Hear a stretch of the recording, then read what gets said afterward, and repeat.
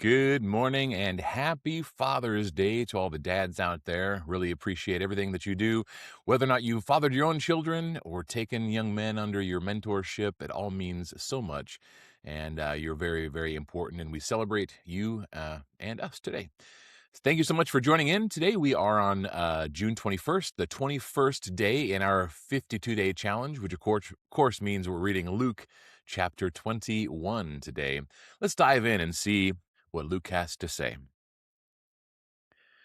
Jesus looked up and saw the rich putting their gifts into the offering box, and he saw a poor widow put in 2 small copper coins, and he said, "Truly, I tell you, this poor widow has put in more than all of them, for they all contributed out of their abundance, but she, out of her poverty, put in all she had to live on." And while some were speaking of the temple, how it was adorned with noble stones and offerings, he said, "As for these things that you see, the days will come when there will not be left here one stone upon another that will not be thrown down." And they asked him, "Teacher, when will these things be, and what will be the sign of when these things are about to take place?" And he said, "See that you are not led astray, for many will come in my name, saying, 'I am he,' and 'the time is at hand.'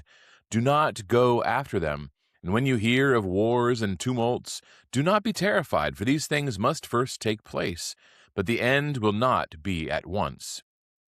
Then he said to them, "Nation will rise against nation, and kingdom against kingdom.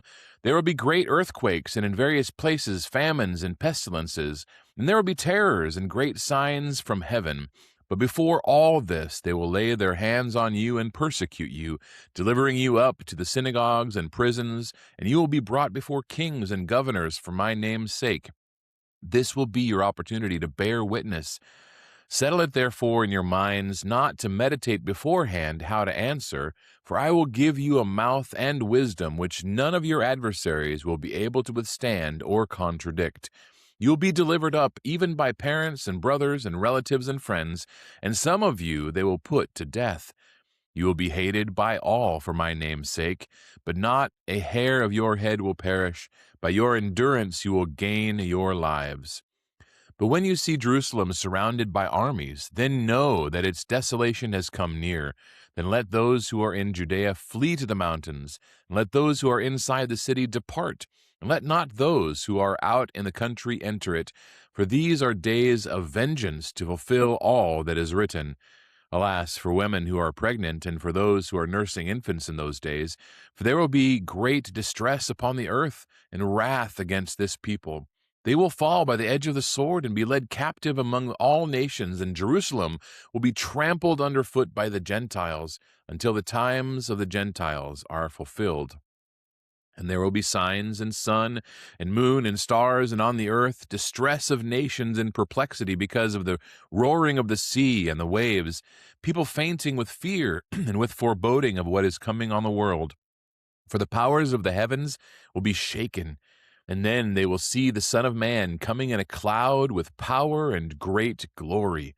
Now, when these things begin to take place, straighten up and raise your heads, because your redemption is drawing near." And he told them a parable. "Look at the fig tree and all the trees. As soon as they come out in leaf, you see for yourselves and know that the summer is already near. So also, when you see these things taking place, you know that the kingdom of God is near. Truly, I say to you, this generation will not pass away until all this has taken place. Heaven and earth will pass away, but my words will not pass away. But watch yourselves, lest your hearts be weighed down with dissipation and drunkenness and cares of this life, and that day come upon you suddenly like a trap. For it will come upon all who dwell on the face of the whole earth. But stay awake at all times, praying that you may have strength to escape all these things that are going to take place, and to stand before the Son of Man." And every day he was teaching in the temple, but at night he went out and lodged on the mount called Olivet. And early in the morning all the people came to him in the temple to hear him. All right, Jesus has some foreboding warnings for them and for us to be watchful and to be ready, not to be caught up in the cares of this life so much that we are caught unawares when he returns. God bless you, everybody. Hopefully, you are going to have an amazing day. God bless you, and we will see you tomorrow for Luke chapter 22.